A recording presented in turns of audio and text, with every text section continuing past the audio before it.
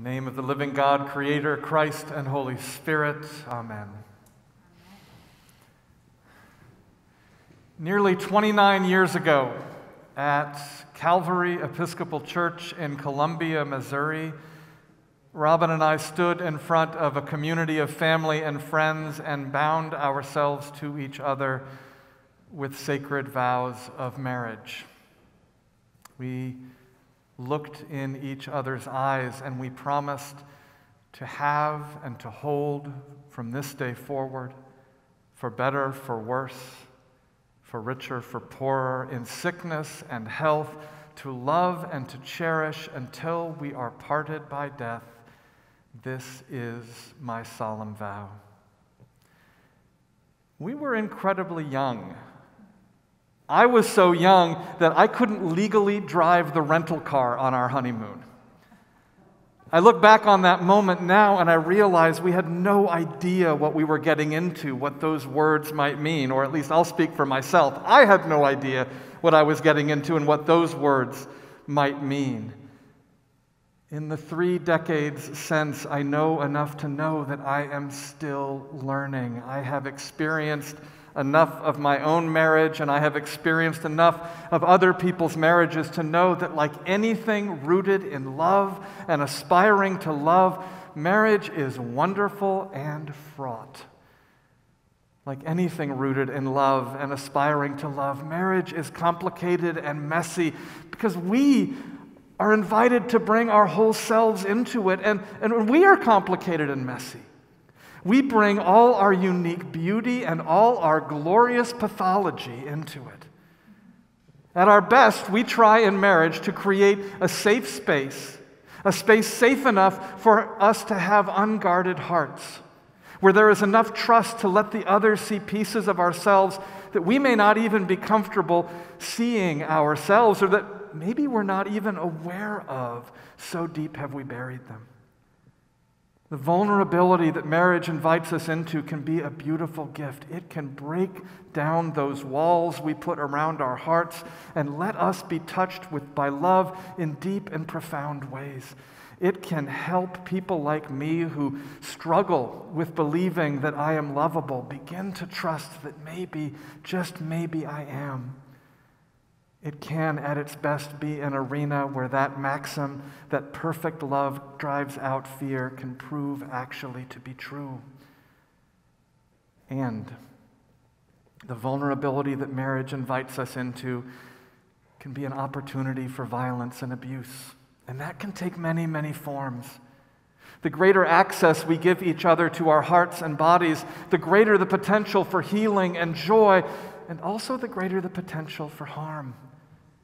We bring into marriage hearts, minds, and spirits that bear the caresses and scars, not just of the life we have led before, but those of generations of ancestors before.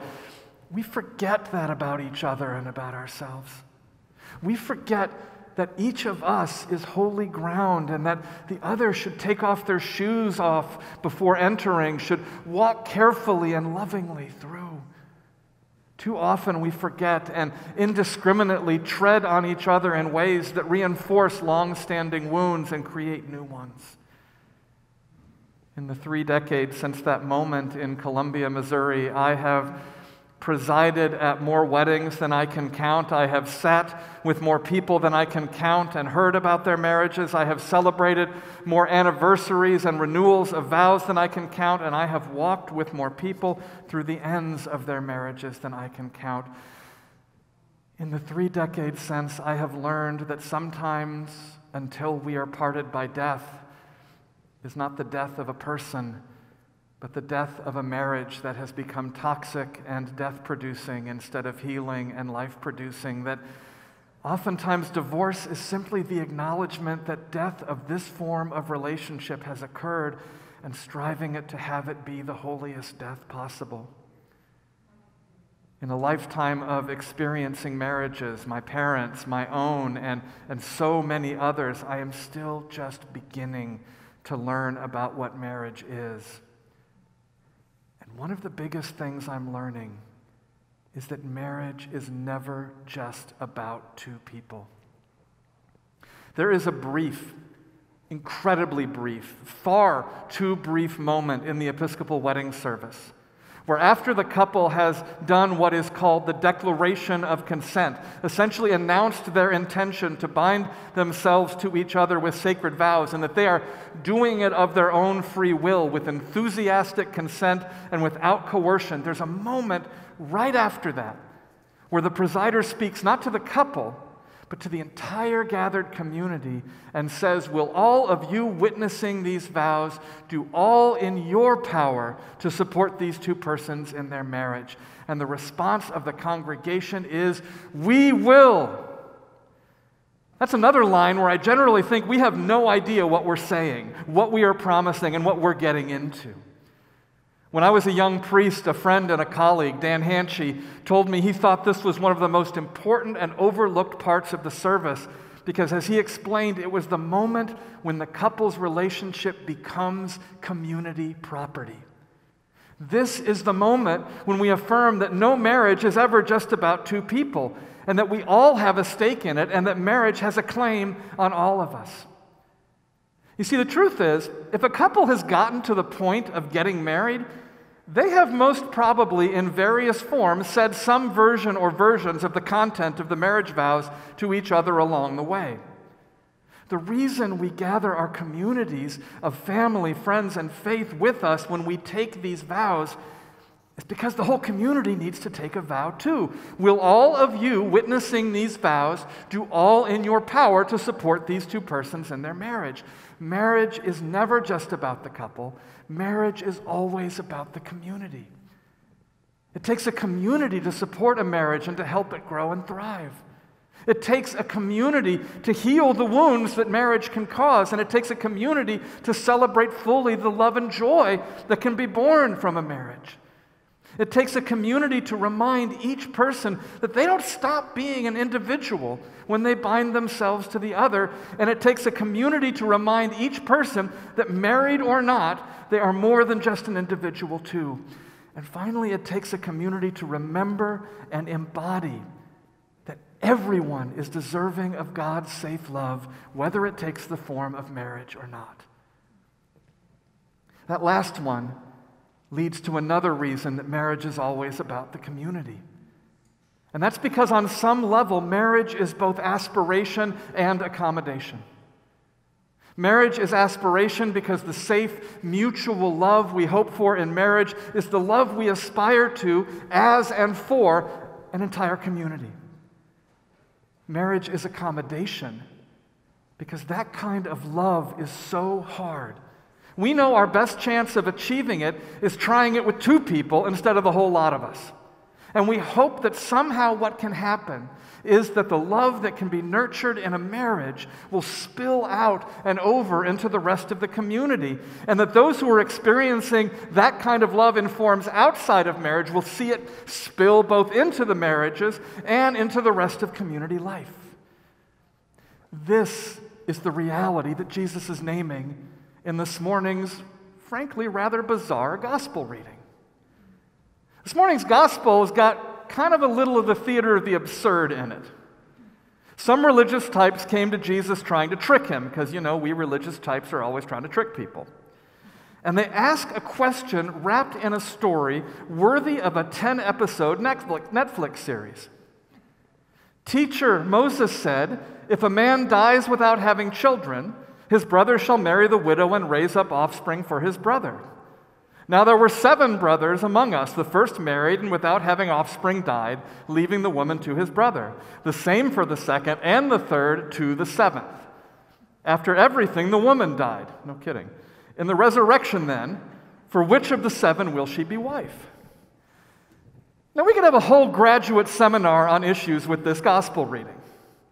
First off, as our lectionary's architect, Dr. Will Gaffney, notes in her reflection on this passage, the woman in this story is pretty much treated as a passive object to be passed along from brother to brother without consent or agency. It reflects marriage as essentially a patriarchal economic arrangement whose purpose in this case is to prevent a woman who has no economic power of her own from becoming destitute, and also from ever having any agency or power of her own. Second, what the heck is going on with this family anyway? And by the sixth or seventh brother, I got to think he's getting not only pretty nervous, but more than a little creeped out. And as far as the woman, I got to think she's thinking, is there any way out of this family? Maybe a greater range of spousal choices wouldn't be a bad idea.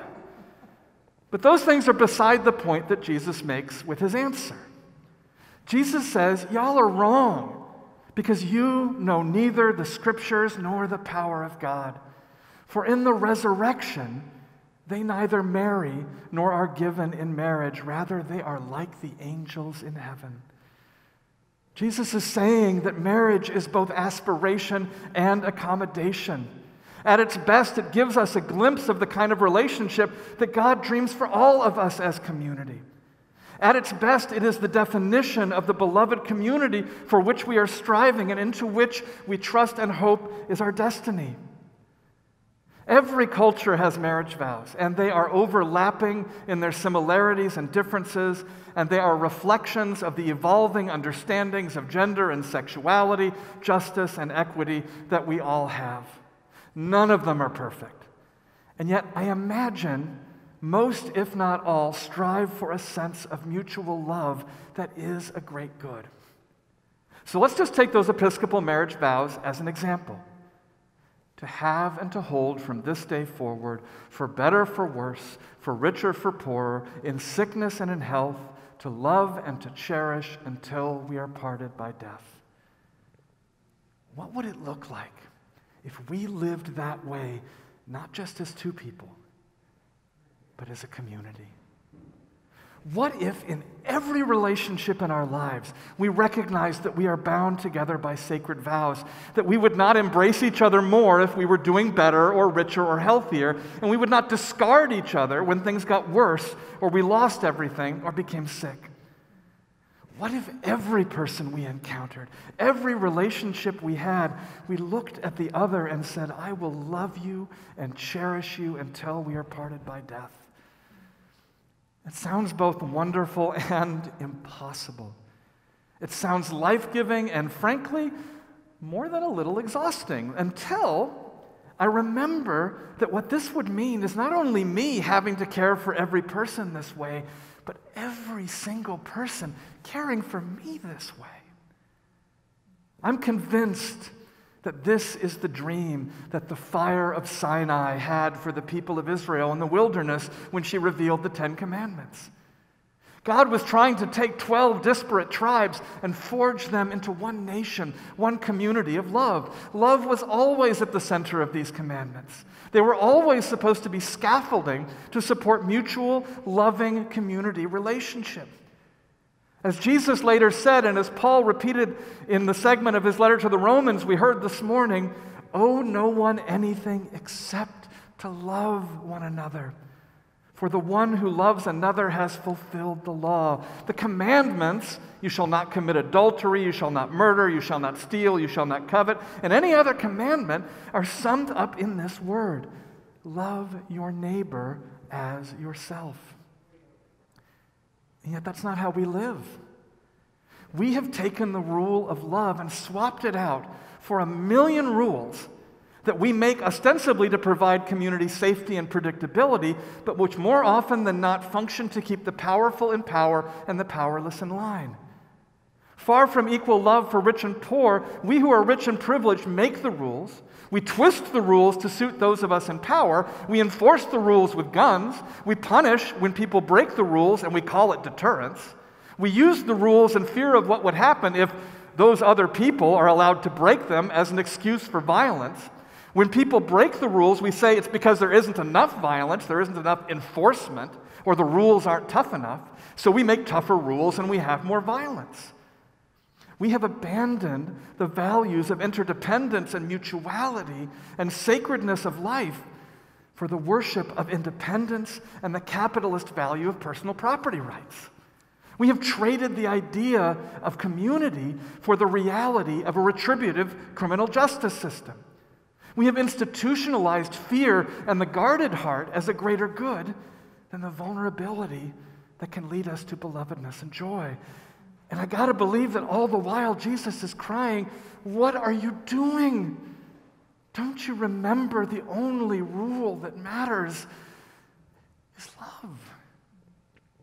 To have and to hold from this day forward, for better, for worse, for richer, for poorer, in sickness and health, to love and to cherish until we are parted by death. What would it look like if we lived that way, not just as two people, but as a whole community? What if when the rule of love was broken, instead of looking at punishment, we asked questions and listened deeply to the answers? Where is the wound? What is the wound? What does healing look like? What does forgiveness look like? What does accountability that longs for restoration look like? What song does love have to sing, even as together we weep for the damage that has been done? What if every person we encountered, every relationship we had, we looked at the other and said, I will love and cherish you until we are parted by death?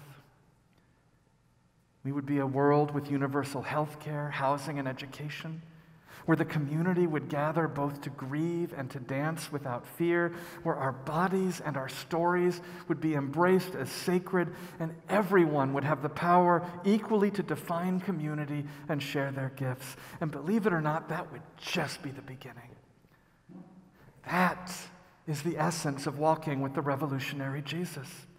It's that earliest of Christian communities described in Acts, where everyone was together and held all possessions in common and gave to each as each had need. That's the essence of walking with the revolutionary Jesus. It is looking deeply into each other's eyes and saying, I will not permit you to be homeless or hungry. I will not permit you to be struggling with mental illness without care. I will not permit you not to have the joy of learning or the ability to let your inner artist dance free. And I know that you are not going to permit me any of those things either. All of us together, loving and cherishing one another until we are parted by death. What is our dream for the world? That's it. That's the vision of tomorrow. And it was the vision that the revolutionary Jesus offered from the first time he sat down at table and invited anyone and everyone to join. That's our dream for the world. And so we begin right here. We begin with this community. We begin by supporting and loving each other in all of our relationships, married and otherwise. We begin by creating and nurturing a community of All Saints Church that lives deeply into our values of radical inclusion, courageous justice, joyful spirituality, and ethical stewardship. We begin by looking at our past and our present, together telling the whole story, so together we can write a new story. We begin by making space to grieve deeply all we have lost and to celebrate wildly the precious gift of life and love that is ours. We begin by inviting anyone and everyone to come into this community, whoever you are and wherever you find yourself on your journey of faith, and to say to each other and ourselves as we enter, beloved child of God, we vow to have and to hold you from this day forward, for better, for worse, in sickness and in health, for richer, for poorer, to love and to cherish until we are parted by death. This is our call. This is our joy. This is our solemn vow. Amen.